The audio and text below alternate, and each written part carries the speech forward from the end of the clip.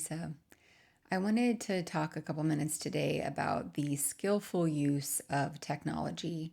And this includes our iPads and cell phones and computers, social media, email, all of that. I feel what's happening is, we're kind of being hijacked by these devices in a way, and they are fueling this addictive loop within us as adults. And I also feel that it's somewhat breeding an addictive tendency in children. And I have an almost 8-year-old son, and I see it. I see it when he uses Nintendo, or if he's on his iPad for a little bit more than, the allotted time that we give him of 45 minutes, that he begins to almost need it. And he will actually say that I need to do the iPad, or I need to do video games. And when that starts to happen, I just try to explain to him, okay, well, this is the reason that we need to back off of it. Okay, you can't need these things. That's not healthy. So how do we use these things to, put out good things into the world? How do we use our devices in a skillful way as opposed to something that is breeding that addiction within ourselves and in our kids? So I wanted to share a mindfulness practice that I try to do within myself. And it's a pretty simple practice, and it's rooted in something called mindfulness of the body. So basically, as soon as you start to feel that urge to check social media or scroll the news or reach for your phone to see if you've got a text or an email, you just take a pause and maybe take one or two breaths and then feel your body. Notice if there's a charge around it. Notice if there's any tension anywhere. Because oftentimes what happens is when we feel addicted to something, there's an urgency about it, like you've got to check it. And and that's it is, we're feeding that dopamine loop in the brain, and that dopamine loop is interconnected to addiction.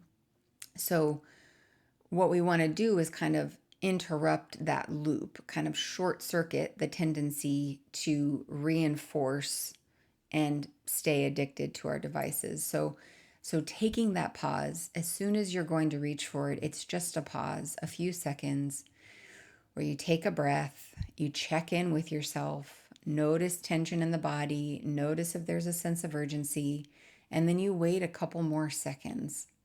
Take another deep breath. Try to relax your shoulders, physically relax your body. Sometimes just relaxing around the eyes or releasing the jaw. In that way, we're relaxing the body. And then we reach for our device with a different energy in our bodies. And in that way, we're not reinforcing that dopamine loop of addiction.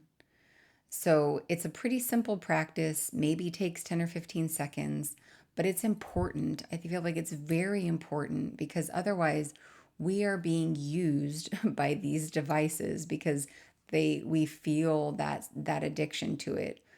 And we as adults, if we're experiencing it, it's definitely going to be happening in our kids. I think kids are getting phones earlier and earlier. A lot of kids have their own iPads. They go everywhere with them. And to me, it makes me a little bit nervous, that is this going to change how our brains are evolving? Because if you think about it, we don't have to really remember anything. You can always Google it. You don't need to know where you're going because you've got a navigation system in your car. We don't have to learn how to read maps anymore. So we don't really need to know where we are in relation to our surroundings.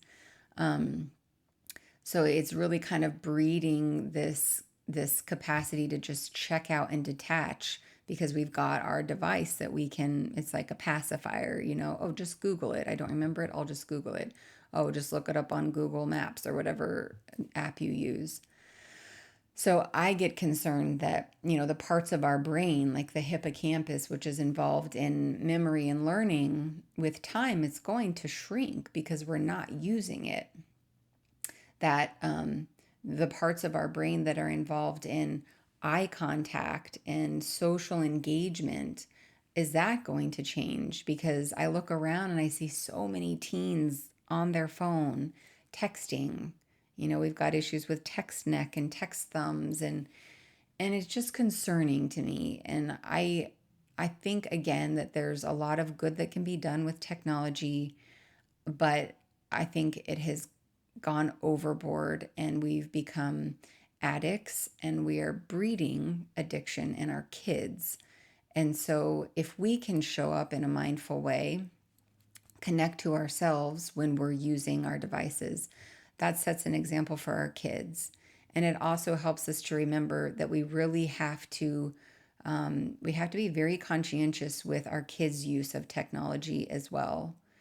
If you want to support or learn more about the Action Network, this is a company that I've been volunteering for. They're trying to raise awareness around this for kids because there's so much cyberbullying through social media. The suicide rate in adolescents has skyrocketed since the invention of social media. And again, I'm not saying social media is bad. There's really wonderful things that we can do with it, but it has just gone overboard. We've taken it to an extreme and it's having negative repercussions. So I just encourage you, if you are a teen or adult watching this, to try this practice, tuning into yourself before you reach for your phone or your computer. If you have kids, being very conscientious of the amount of time that they're using phones, iPads, social media, and spending direct physical eye to eye time with them. I think that's so important. We need to teach them how to have eye contact. We need to teach them how to communicate verbally, how to tune into another person's emotions so we can continue to have empathy. If people are just connected to a phone, we detach from that human quality. So I wanted to share this message. It's something that I think about a lot, and I hope that we can, use this technology to do good in the world, and for our youth to be able to use it in positive and skillful ways, and to stop this almost epidemic, I would think, of addiction. So I would love to hear your thoughts on this too and continue a conversation. You can always connect with me through Facebook or kestrelwellness.com. Thanks for listening. Have a good day.